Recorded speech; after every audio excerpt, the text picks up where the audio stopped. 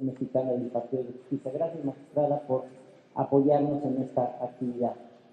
Saludo también muy cordialmente a Carla Quinto. Muchas gracias, buenas tardes. Es un privilegio estar hoy con ustedes. Por supuesto, agradezco a la MIS y al magistrado por habernos invitado a estar hoy aquí en esta mesa de diálogo. Les decía que ojalá sea un diálogo efectivo, aunque nos pusieron en estos sillones como para darnos mejores condiciones para charlar, a veces no se logra el objetivo. Hemos sido convocados hoy para platicar sobre esta resolución de la Suprema Corte. Como habrán escuchado ustedes en la conferencia anterior, se ha considerado que este fallo marca, digamos, un episodio más en esta historia en la que México ha vivido a partir de la reforma constitucional y del caso Radilla, la reforma de la ley de amparo. Y no tenemos el engrose. Esta es una circunstancia que a mí me interesa mucho destacar. Tenemos las versiones taquigráficas de lo que en la Suprema Corte discutió. Ustedes saben que llevaron varios días con esta discusión y se trata de este asunto y de uno que se dio un poquito después, que se habían aplazado desde el año anterior porque se suponía que había que hacer, digamos, una reconstrucción de lo que la Suprema Corte había venido sosteniendo desde el caso Radilla. Yo del tema quisiera destacar básicamente cómo estábamos antes y cómo estamos después de esta resolución, y me parece que en el quehacer judicial cotidiano tenemos que estar muy ciertos de qué es lo que tenemos que hacer hoy y todos los días en que estamos haciendo sentencias, ¿no? Comenzaría por decir, antes de este asunto teníamos muy claro que los derechos humanos de fuente convencional y de fuente nacional, digámoslo de alguna manera, se formaban un grupo, ¿no? Un grupo porque dijo en el caso Radilla la Suprema Corte que era un parámetro para verificar la validez o la regularidad de las normas y los actos. Entonces ya sabíamos que como juzgadores teníamos que estar capacitándonos en materia de derechos humanos. También nos había dicho ya la Suprema Corte con mucha claridad que el artículo 1 de la Constitución nos exigía considerar que el principio pro persona era el punto de partida de cualquier ejercicio de interpretación, un criterio que debíamos aplicar en todos los casos porque debíamos buscar la solución más favorable, ¿no? Y esto venía aparejado también con una transformación de los juzgadores, que es la parte que a mí más me interesa destacar, una transformación del viejo operador y del nuevo operador, ¿no? Los viejos operadores que estábamos acostumbrados, primero parece que había una distinción casi solemne entre jueces de legalidad y jueces de constitucionalidad, y segundo, un ejercicio de subsunción como si fuera la máxima aspiración de un juez, saber subsumir un caso a una regla general. A partir de estos cambios nos dicen, no, ustedes son jueces y los jueces lo que buscan es no solamente considerar lo que las reglas, las normas, como le llamamos ahora, normas generales establecen, sino advertir qué sucede si aplicamos la norma en un caso y si ese resultado es o no compatible con el respeto a los derechos humanos. Y aquí entonces el perfil del juzgador tenía que cambiar necesariamente y tener muy claro que hoy un juez vale por lo que sus sentencias dicen. Entonces, este ejercicio de argumentación que antes no hacíamos con mucho cuidado, la mayor parte de las ocasiones, hoy es un ingrediente necesario. Entonces nos empezamos a capacitar todos en cómo argumentar, qué eran los derechos humanos de fuente convencional, qué derechos humanos son explorados por la Corte Interamericana, qué criterios establecen, en fin, y teníamos algunas guías, ¿no? Otra guía importante era los criterios de la Corte Interamericana, si se refieren a casos en donde México participó, deben ser observados por los tribunales. Digamos que estábamos ahí colocados, teníamos el deber de, ya saben ustedes, de proteger, promover, garantizar los derechos humanos y tener muy presentes los principios que caracterizan a los derechos humanos. El conflicto que dio lugar a este asunto en la Suprema Corte era una vieja discusión de qué pasaba cuando nuestra Constitución tenía una regla y los derechos humanos de fuente convencional tenían otra. Entonces, en una primera discusión del asunto, hace más de un año, se externaron diversas opiniones, se hablaron de conceptos que hoy han escuchado ustedes en la primera conferencia, que si era un bloque de constitucionalidad, que si había jerarquía en las normas, que si debíamos preferir o no. Y desde entonces hasta este asunto, la Suprema Corte había ido resolviendo algunos casos, uno al que se refirieron en este asunto, que era una acción de inconstitucionalidad de una ley de Yucatán, por ejemplo, en donde la Suprema Corte había comparado lo que decían las normas de derechos humanos de fuente convencional con nuestra Constitución y había encontrado un ejercicio para ponderar y armonizar y encontrar la solución más favorable. Entonces estábamos colocados en este asunto, resuelto por mayoría de votos, con varios votos concurrentes, y finalmente llega esta contradicción y otras que venían asociadas, que finalmente quedaron sin materia, en donde se discutía si realmente había una jerarquía entre la norma constitucional y las normas de derechos humanos de fuente convencional. Como no tenemos el engrose, solamente podemos saber lo que las expresiones en la sesión nos permiten advertir, ¿no? Y hay cosas muy claras que ya las dijeron en la primera conferencia, muy claro, se trata de un grupo de derechos humanos que cualquiera que sea su fuente, sea fuente en la Constitución o sea fuente en la Convención Americana y los instrumentos internacionales, este grupo de derechos humanos tienen un solo nivel, dijeron los señores ministros, y sirven como parámetro para examinar la regularidad de actos y normas. Otro criterio que mereció el consenso de la mayoría, que no, digamos, de todos, que fue el tema de si debemos o no estudiar y considerar los criterios de la Corte Interamericana. Y ahí, por mayoría de votos, se determinó que eran vinculantes. Y ya nos dijeron que es vinculantes, lo comentaba en la primera conferencia. Bueno, son vinculantes porque debemos tomarlos en cuenta. Y ahí explicaron en una sesión del Pleno, que ojalá tengan oportunidad todos de revisar, dijeron, a ver, cuando hablamos de jurisprudencia de la Corte Interamericana, no estamos hablando de la jurisprudencia nacional, no estamos hablando de cómo nosotros tradicionalmente hemos entendido a la jurisprudencia. Esto es, no estamos hablando de una norma obligatoria que deba aplicarse automáticamente en todos los casos. Lo que estamos diciendo es que todos los jueces debemos conocer, tomar en cuenta y en la medida de lo necesario, incorporar a nuestros argumentos, a nuestros análisis, lo que la jurisprudencia, lo que ha dicho la Corte Interamericana en sus sentencias. Y luego ver en qué medida esto nos permitiría resolver el caso de la manera más favorable a las partes. Y ahí creo que el consenso es claro, me parece a mí, a reserva de lo que el engrose nos muestre. El punto donde creo yo que tendríamos que esperar al engrose es justamente qué pasaba cuando la Constitución tenía una norma de restricción, ¿no? Y ahí entramos un poco al tema más complicado desde el punto de vista técnico, porque los ministros interpretaron el artículo primero y habla el artículo primero de restricciones, ¿no?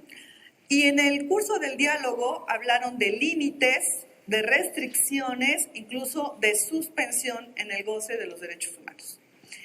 Y, por ejemplo, el ministro Pardo, si no me falla la memoria, fue muy puntual y dijo algo que para mí es relevante. Dijo, a ver, puede ocurrir que la Constitución establezca un derecho humano con cierto contenido y que haya una norma de fuente convencional que tenga un contenido más protector. Y dijo él, a mí me queda muy claro que la norma constitucional es un mínimo y si encontramos una norma internacional que se ha vuelto parte de nuestra Constitución con este ejercicio, debemos aplicar la más protectora. Pero otro supuesto, dijo, es cuando la Constitución expresamente impone una restricción a ese derecho humano. Entonces, el tema de las limitaciones, restricciones y, en su caso, suspensión de los derechos humanos ha sido considerado, en mi opinión, en esta sentencia para establecer, al menos hasta donde yo entendí el asunto, que si tenemos una norma en la Constitución que establece un límite o una restricción o inclusive una suspensión excepcional en el ejercicio de un derecho humano, como operadores tenemos que tomar en cuenta esa regla en la Constitución y a partir de esta consideración hacer un ejercicio para resolver el caso.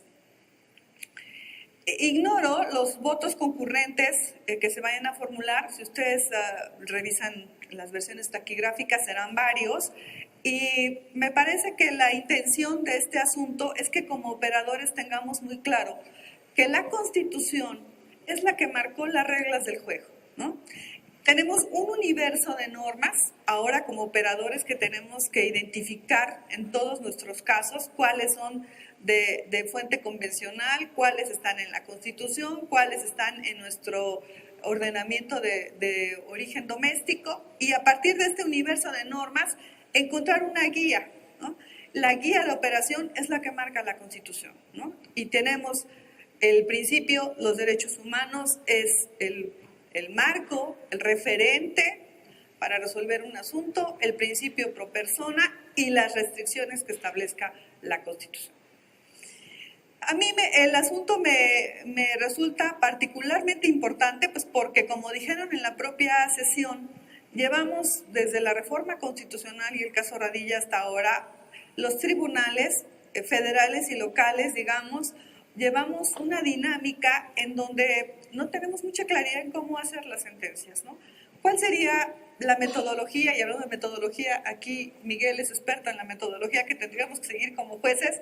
¿Cuál es la metodología que tenemos que seguir? Y entonces, si a mí hoy me preguntaran después de este asunto qué debo hacer o qué pediría yo a mi equipo de trabajo hacer, sería, desde luego, identificar el derecho humano que tiene que ver con nuestro asunto, y para hacer eso tendría yo que ser un conocedor en materia de derechos humanos, esto es, estudiar el tema de derechos humanos, utilizar las herramientas, utilizar el buscador jurídico, indagar qué ha dicho la Corte Interamericana, qué ha dicho la doctrina, qué ha dicho la jurisprudencia mexicana, qué ha dicho otros instrumentos internacionales. Entonces ya tengo claro qué derecho humano está, comparar unas normas con otras y determinar si hay coincidencia, cuáles protegen de mejor manera, si hay restricciones. Y si me enfrento con una restricción constitucional, interpretar la restricción, otra vez buscando la mejor protección para las personas. Y después de eso, construir la regla del caso que me permitirá llegar a la mejor solución. En conclusión, me parece que esta decisión de la Suprema Corte insiste en nuestra obligación como operadores hoy de capacitarnos en materia de derechos humanos, porque solamente si conocemos lo que está ocurriendo en los criterios de la Corte Interamericana, seremos capaces de identificar qué hay en un asunto, qué derechos están de por medio, qué margen de protección podemos dar y cumplir a cabalidad con la tarea que tenemos, que es ser jueces hoy, todos nosotros, jueces constitucionales. Muchas gracias. A Carla Quintana, reiterándote, Carla, nuestro agradecimiento por tu participación. Muchas gracias, buenos días a todas y a todos. Muchas gracias a mí por la invitación. Son temas, sin duda, de lo más importante hoy en día en México y en todo el mundo. Yo quisiera empezar, diciendo que todo lo que voy a decir es a título personal, y contextualizando un poco la situación más arriba, más desde México, para después caer en la discusión, en las contradicciones de las que tanto se habla hoy en día. México ratificó la Convención Americana sobre Derechos Humanos, no los voy a aburrir con la historia, les prometo, en 1981. Entonces, hoy en día a todos se nos hace muy de moda hablar de la Corte Interamericana y hablar de control de convencionalidad, cuando en realidad el punto al que quiero llegar es que al menos desde 1981 México está obligado a hacer este control, que no se le había dado el apellido y el nombre, estamos de acuerdo, pero el control de convencionalidad no nace ni con Almonacid, ni con Radilla, ni con la primera sentencia contra México, ¿no? Yo creo que eso es muy importante tenerlo en mente y prometo que es lo único que voy a leer. El artículo 2 de la Convención Americana se titula Deber de adoptar disposiciones de derecho interno. Y aquí dice, si en el ejercicio de los derechos y libertades mencionados en el artículo 1, que es la obligación de respetar los derechos humanos, no estuviera ya garantizado por disposiciones legislativas o de otro carácter, los estados, México, se compromete a adoptar, con arreglo a sus procedimientos constitucionales a las disposiciones de esta convención, las medidas legislativas o de otro carácter que fueren necesarias para hacer efectivos tales derechos y libertades. Entonces, punto número 1, esto no es algo nuevo, esto no es una obligación que tenemos desde Radilla, ni desde la contradicción, ni desde antes. Lo tenemos al menos desde 1981. No me voy a meter en temas de derecho internacional sobre la Declaración Americana, pero al menos desde 1981 México está obligado a adoptar las medidas legislativas y de cualquier otro carácter, ahí nos inmiscuye todo el Poder Judicial, para hacer un control de convencionalidad en nuestro quehacer cotidiano, todas las autoridades estatales. Punto número 1. Punto número 2. ¿Cómo se ve México en el mapa, al menos interamericano? México llegó tarde, muy tarde, a esta cuestión de los derechos humanos y cómo se aplica y el control de convencionalidad. Esto hay que decirlo y hay que decirlo con sus palabras. Llegamos tarde y estamos tratando de dar pasos importantes para ponernos al día con países como, por ejemplo, Colombia. Colombia tuvo una reforma similar a la que nosotros tuvimos en 2011. ¿Cuándo creen? En 1991. O sea, al menos nos llevan 20 años. 20 años. ¿Cuántas generaciones de abogados son esos? En el conocimiento de cómo se aplica el control de convencionalidad, cómo se aplican, cómo se interpretan los derechos humanos, cómo se interpretan desde fuente internacional todo este parámetro de control, ¿no? Entonces, habiendo dicho eso, creo que la reforma constitucional de 2011 sí es muy importante porque salta varios pasos que a Colombia, por ejemplo, pongo Colombia como un ejemplo, pero también está Argentina, están otros estados. A Colombia a la Corte Constitucional colombiana le llevó 15 o 20 años llegar a conclusiones que nosotros ya la tenemos en nuestro artículo 1. O sea, el artículo reformado de la Constitución colombiana que les da pie para hacer el control de convencionalidad y hacer este parámetro de control es muchísimo más escueto que nuestro artículo 1. Ahora, a través de interpretación constitucional de la Corte Constitucional colombiana, que es muy buena, han llegado a conclusiones que nosotros ya tenemos en nuestro artículo 1 de 2011, con la reforma de 2011. Entonces, con eso ya estamos dando pasos agigantados, al menos legislativamente, desde el punto desde donde partimos. Habiendo dicho esto, poniendo a dónde estamos parados en México, quiero retomar un poco la conversación lo que nos platicaba la magistrada Campuzano. Yo creo que cualquiera que lea el primer párrafo del artículo 1 diría, como dice la magistrada, es claro que los derechos humanos de fuente internacional y de fuente constitucional están al mismo nivel y es un mismo derecho, ¿no? Tengo el derecho a la integridad personal, entonces tengo lo que dice mi Constitución, tengo lo que dicen todos los tratados internacionales, es un solo derecho. Eso me parece a mí claro en la Constitución y como dice la magistrada, parecería que eso no había necesidad de explicarlo. Yo creo que sí, pese a que la Constitución es clara en decirlo. Yo creo que había todavía una confusión, al menos de lo que se lograba captar, al menos en diferentes foros, en diferentes clases universitarias, que no era tan claro, porque el discurso, ni para muchos operadores de justicia, de todos los niveles, porque lo que decían es, no se modificó el 133, ¿no? Entonces, el 133 sigue siendo que la Constitución, los tratados internacionales, las leyes, ¿no? Y entonces, quien contraargumentaba contra esta afirmación que comparto de los derechos humanos de cualquier fuente tienen el mismo nivel, decían, no, eso no puede ser así porque no se modificó el 133. Si el legislador hubiera querido, modifica el 133, ¿no? Entonces, creo que ahí había una oposición a que el artículo 1 dijera lo que dice. Creo que una parte de estas contradicciones sirvieron para dar más explicación a lo que para algunos parecería evidente, pero ¿qué es lo que se dijo? Porque la discusión que hubo, como yo lo entiendo, es el 133, tranquilos, ahí sigue, ¿no? Kelsen, ahí está, sigue ahí sigue. Ahora, la Convención Americana, por decir algún tratado internacional, lo que parecería que entendieron es la Convención Americana sigue estando por debajo de la Constitución como instrumento. Ojo, esto es muy importante, es una distinción conceptual muy importante, como instrumento. La Convención Americana tiene 50 y tantos, 60 y tantos artículos, 60 y tantos, perdón. De esos 60 y tantos artículos, no todos, yo les puedo decir que menos de la mitad reconocen derechos humanos.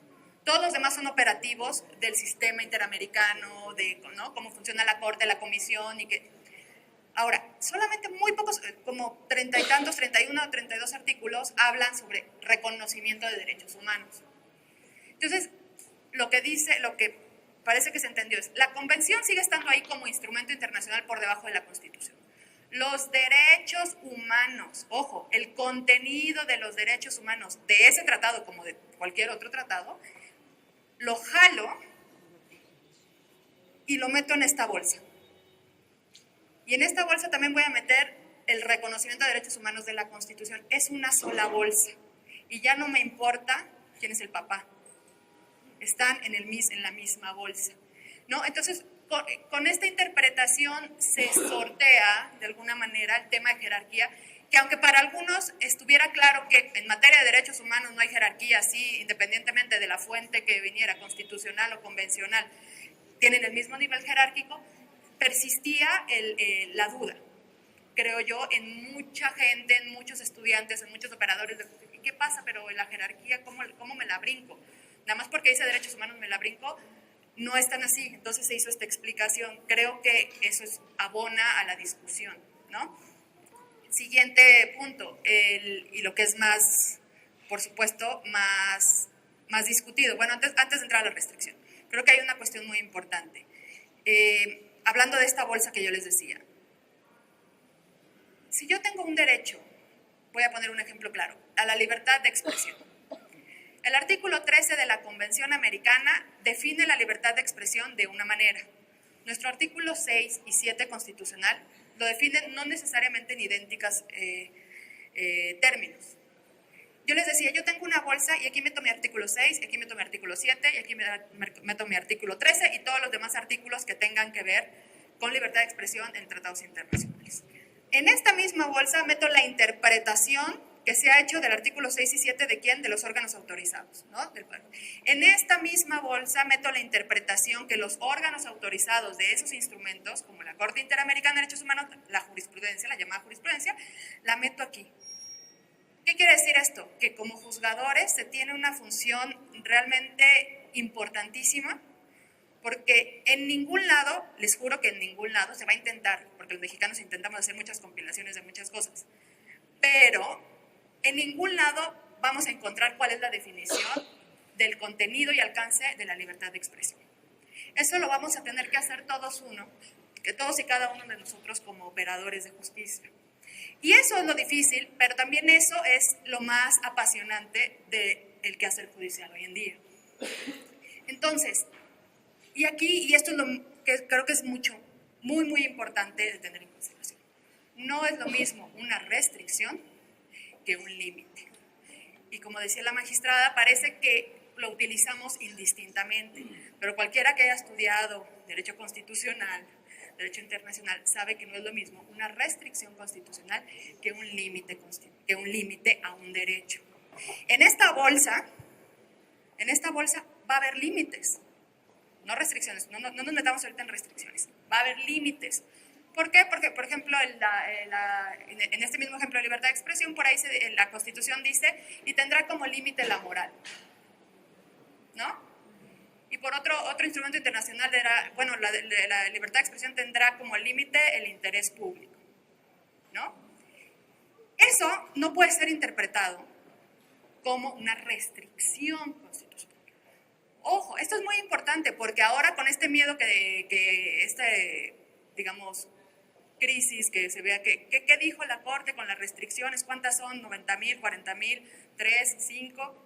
No, yo creo que lo que hay que tener muy claro es, una cosa es una restricción, y ahorita vamos a hablar de ello, y otra cosa es un límite constitucional. En esta bolsa que estamos hablando hay límites, pero nosotros como operadores, ustedes como operadores judiciales tienen que saber, y ahí va a entrar la operación judicial, ¿qué es lo que voy a aplicar con el principio? Y ahí sí, pro persona. todavía no hablamos de restricciones. Dentro de esta bolsa, ¿qué es lo más proteccionista para este caso en particular? Lo que es más proteccionista para este caso en particular, puede no serlo para el siguiente en el mismo tema de libertad de expresión. Ojo. Ahora, el principio pro persona, yo siempre digo en este tipo de foros, no es la kriptonita, ¿no? Todo el mundo lo utiliza como, pues bueno, nos volamos todos los plazos, nos volamos todo, por principio pro persona mata todo. No, y les digo, viniendo del sistema interamericano de derechos humanos, el principio pro persona no mata todo. El principio pro persona no está necesariamente bien entendido. Difícilmente, y ustedes lo saben mucho mejor que yo, en un caso va a estar solamente en juego un derecho. Aquí está el derecho a la libertad de expresión y aquí está el derecho al honor. El principio pro persona, si yo viera así abstractamente digo, bueno, de esta bolsa que tengo de libertad de expresión, esto es lo más pro persona. Y de esta bolsa que yo tengo del derecho al honor, esto es lo más pro persona. Están colisionando en un caso. Necesariamente uno de los dos derechos va a empujar al otro. ¿Y eso qué va a querer decir? Que en uno de los derechos, dependiendo del caso específico, libertad de expresión pro persona va a empujar al pro persona del honor. Entonces no estamos aplicando el pro persona de quién. Del honor de decir, es que no es lo más pro persona, porque si tú aplicas el pro persona del derecho al honor, me lo estás empujando. Entonces, es más complejo de lo que se dice nada más siempre hay que aplicar pro persona, de acuerdo, pero difícilmente va a haber solamente un derecho en juego. Y es ahí donde entra el quehacer judicial, que es lo muy interesante de la función jurisdiccional. Creo que si entendemos y empezamos desde el Poder Judicial a empujar la diferencia entre una restricción y un límite, tenemos mucho ganado. Creo que con el discurso que se ha dado mucho después de la contradicción es que perdimos todo y ¿no? Es el acabose, el apocalipsis y no sé qué. Primero hay que tener en cuenta que el hecho de que se haya dicho que la Constitución sí dice lo que dice en cuanto a la jerarquía de cuándo viene de un tratado internacional el alcance de un derecho y cuándo viene de la Constitución, es algo que es positivo y hay que utilizar. Ya estaba, yo estoy de acuerdo con usted, ya estaba. Pero creo que el que se haya dicho ya muy claramente es positivo. ¿Qué es lo que preocupa? Que se haya dicho, salvo cuando haya restricciones, cuando haya restricciones expresas, eso es lo que se dijo. Cuando hay restricciones expresas, todavía no sabemos qué es eso, pero se dijo, se metió la palabra expresa. Cuando hay una restricción expresa en la Constitución, habrá de estarse a esta. Yo sé que todavía no está el engrosen, supongo que no me están presionando. Creo que va a estar muy pronto, pero no podría decir cuándo. ¿Qué es lo que parecería que se entiende de esta discusión que hubo, como se vio públicamente y que usted ya lo explicó? Parecería haber un grupo de ministros que dijera siempre hay que estarse a lo que dice la Constitución. Parecería haber otro grupo de ministros que dijo es que esa restricción se refiere necesariamente al artículo 29 constitucional. Y hay otro grupo de ministros, como yo lo veo, que parecería decir, bueno, habrá de estarse a lo que dice la Constitución, habrá que darle deferencia a la Constitución, pero hay que ponderar a ver si esa restricción es o no contraria a derechos humanos. Entonces, el consenso, el llamado consenso traslapado del que se habló. Todavía, digamos, lo que quiero dejar en la mesa es, las cartas están echadas en la mesa. Creo que ¿qué se entiende por una restricción? Se va a pelear en casos concretos para ver si efectivamente hacemos la distinción entre un límite y una restricción, punto número 1, ¿no? Pero si sorteamos la distinción entre un límite y una restricción, entonces ya nos metemos al límite de la restricción y se limita mucho las hipótesis de restricción, porque si entendemos límite como restricción, pues tenemos cantidad. Pero si decimos, bueno, las restricciones ¿cuántas son? 3, 4 en la Constitución. Entonces, esas las vamos a respetar a rajatabla, sí. O no, vamos a ponderar y ver si son contrarias a un régimen, a un sistema de derechos humanos. Creo que se va a dar efectivamente, y se dijo con las palabras claras, ¿no? Los casos que preocupan son arraigo, prisión preventiva, votación de ministros de culto religioso, ejercicio de cargos públicos. Se podrían listar, digamos, si entendemos una restricción por restricción. Entonces creo que el debate está abierto y yo creo que yo dejaría en la mesa tres cosas. Uno, el que se haya dicho que los derechos humanos, su alcance se genera desde fuente internacional y fuente nacional, es un avance, pese a que ya estaba en la Constitución. Creo que lo haya dicho la Corte empuja y puede beneficiar a los justiciables en gran medida. Dos, el que la jurisprudencia de la Corte Interamericana sea obligatoria en los términos que ya lo dijo usted y se dijo en la primera mesa, también es algo muy importante, porque si no, no se podría entender esta bolsa. ¿Cómo que nomás lo de México y lo demás no? ¿No? Y punto número tres, el tema de las restricciones, que está en la Constitución, porque si usted, con eso me quedo nada más, porque hay una crítica muy fuerte de por qué la Corte dijo coma salvo en los casos en que esta Constitución establezca. Yo pues, puede gustarnos o gustarnos a nivel personal, digamos, podemos tener otra discusión, pero está en la Constitución y estaba en el artículo anterior, y si ustedes revisan el diario de debates, yo no vi ninguna discusión para que se quitara eso. Entonces hay que ver, digamos, uno puede estar de acuerdo o no con eso, esa es otra discusión, pero estaba en ambos artículos. Entonces yo lo dejaría ahí. Creo que la cosa se está poniendo más interesante, y creo que la labor jurisdiccional es más importante que nunca en México para poder avanzar temas de derechos humanos, aunque no siempre necesariamente estemos de acuerdo con todos y cada una de las decisiones, pero creo que hay el material para avanzar y pues a argumentar en estos temas de restricciones, ¿no? Muchas gracias. Que ya se ha platicado del lado amable de la contradicción de tesis 293-2011, que yo comparto al 100%. Es un avance en el sentido de que las normas sobre derechos humanos de fuente internacional, de cualquier fuente internacional, son una pieza más del derecho que componen el parámetro de control de regularidad o de validez, y en ese sentido tienen una importancia constitucional suprema. Y por supuesto que todos los precedentes, le voy a decir yo así, de la Corte Interamericana de Derechos Humanos, en la medida en que sean más favorables a las personas, son vinculantes para todas las autoridades del Estado mexicano. Es el lado amable, pero ya nos han dado dos preocupaciones que yo tomo muy en serio. Adriana la conozco de hace muchos años, está aquí y aunque no estuviera lo diría. Me parece un referente, para mí en lo personal es un ánimo escucharla, porque es alguien que se ha tomado en serio la reforma de derechos humanos y en su labor jurisdiccional la busca practicar día con día. Y Adriana nos ha comentado con total franqueza que a partir de la contradicción 293-2011, pues tiene dudas de qué es lo que se decidió, tiene dudas de cómo se debe de actuar frente a las restricciones. Y Carla nos ha dicho el punto toral. ¿Qué vamos a entender por restricciones?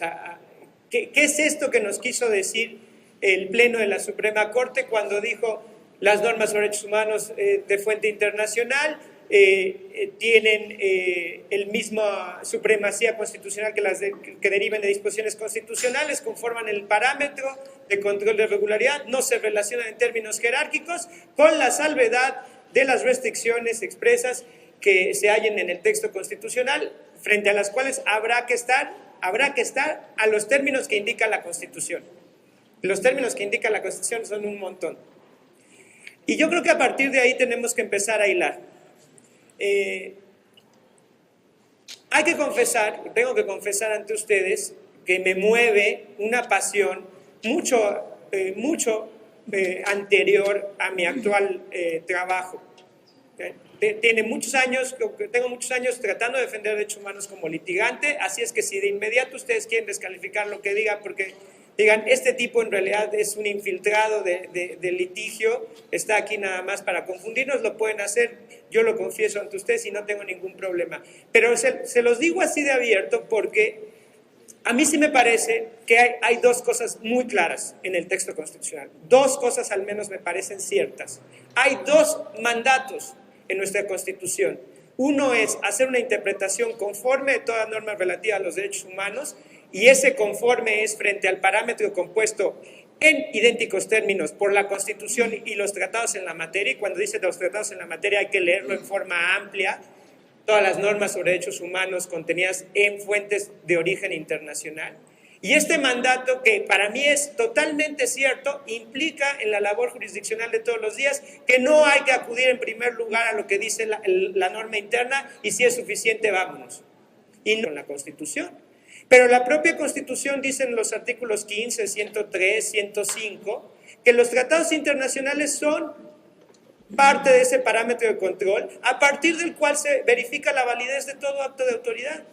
Y el propio primero, a la hora de incorporarlos como fuentes de nuestros derechos, les está dando la misma importancia constitucional. Entonces, ¿cómo se tiene que leer el 133? A partir de la reforma de 2011, y no la reforma de 2011 a partir del 133, pues que al estar de acuerdo tiene que ver con la forma en que se incorporan como fuentes de derecho a nuestro ordenamiento jurídico. Si las personas que estamos aquí en asamblea queremos ir a Naciones Unidas y decir que lo que nuestra voluntad diga es tratado internacional que compromete al Estado mexicano, pues evidentemente no estamos siguiendo el procedimiento ni somos las autoridades competentes en términos de los artículos 76 y 89, y en términos del artículo 46 de la Convención de Viena sobre el derecho de los tratados. Eso no obliga a nadie. Eso es clarísimo, pero eso es lo único que tiene que estar de acuerdo con la Constitución. Y el tema, que también fue muy importante en la contradicción de tesis, que todas las personas tenemos reconocidos los derechos que están establecidos en la Constitución y en los tratados internacionales de los que México forma parte, y no solo los derechos, sino sus garantías para la protección, pero que la Constitución señalará los casos y las condiciones para restringir o suspender su ejercicio. Esa última frase tiene otro entendimiento completamente diferente, que de hecho es un entendimiento de hace 10 años. El ministro Osorio está aquí presente en el público y no me dejará mentir, porque esto es algo que usted empujó hace más de una década en los temas de controversias indígenas. ¿Y qué es lo que nos quiso decir con un texto muy similar hace una década, más de una década?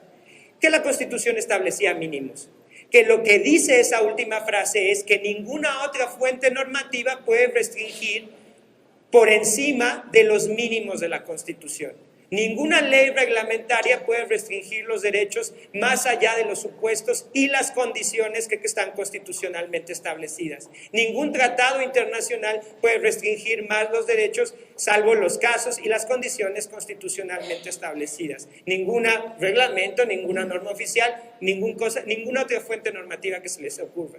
Pero eso no se puede leer a la inversa. Eso no quiere decir que la Constitución puede establecer un criterio más restrictivo que lo que un tratado internacional nos ha dado, o que una constitución local nos ha dado, que era el tema hace 10 años, que las constituciones locales tenían más derechos para las personas y comunidades indígenas. ¿Y qué se dijo? No se preocupen, la Constitución General establece una base, un piso de mínimos, nunca un techo de máximos. Pero se nos olvidó. En algún momento se nos olvidó, en algún momento en el debate se incorporó el tema de la deferencia al legislador constitucional a partir del principio de no contradicción con la Constitución, y también se nos olvidó que en el proceso de reforma de 10 de junio de 2011, en los 4 antecedentes últimos en sede legislativa, el principio de no contradicción quedó fuera del proceso de reformas. Ese principio de no contradicción con la Constitución solo estaba en el dictamen de diputados de abril de 2009. Cuando sale el dictamen de la Cámara de Senadores en ese año, en 2010, en abril de 2010, y se vuelve a la Cámara de Diputados, ya no hay principio de no contradicción. Pero cuando la Cámara de Diputados hace su segundo y final dictamen, en diciembre de 2010, y el Senado lo recibe y hace su segundo y final dictamen en marzo de 2011, no está ya el principio de no contradicción, pero sí vuelve el principio de pro persona. Porque me tomo el principio de pro persona en serio, porque creo que es un mandato, entonces leo completamente diferente las cosas. Y en esto que se resuelve en la contradicción, yo veo dos interpretaciones. Para mí es clarísimo que hay un bloque de integrantes en el Pleno a quienes respeto muchísimo y que además creo que han mostrado su postura de una manera consistente, extraordinaria, que entiende que esa salvedad sitúa todavía en nuestro ordenamiento un entendimiento jerárquico y que la Constitución prevalece en automático. Y que en materia de restricciones, ahí donde las hallamos, que todavía no las hemos definido, eso es verdad, habrá de prevalecer la Constitución. Punto. No importa si hay un criterio y un estándar más favorable de fuente internacional.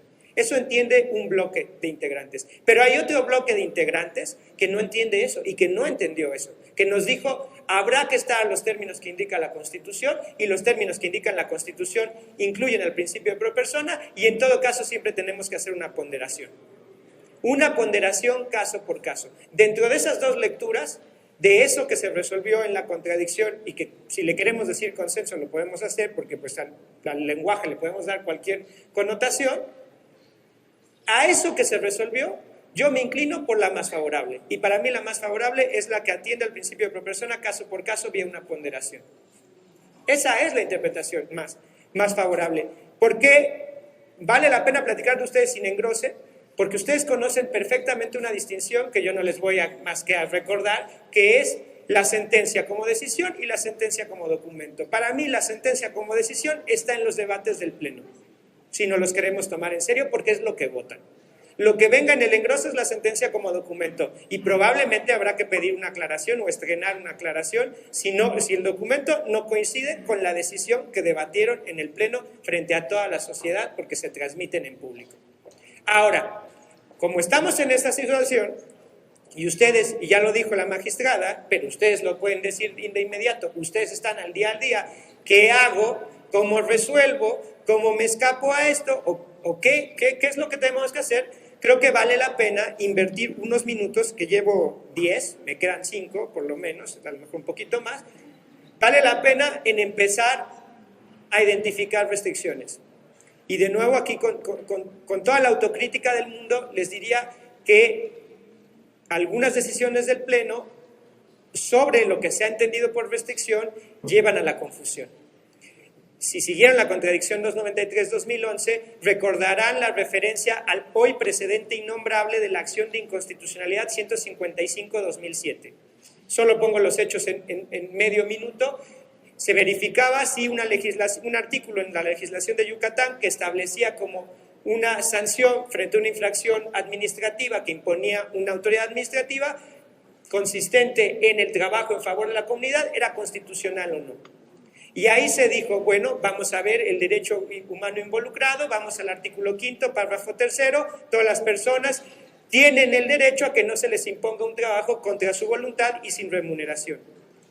Pero dice el artículo 5º constitucional, párrafo 3º, que la autoridad judicial sí puede establecer como pena el trabajo forzoso o sin la voluntad de la persona. Muy bien.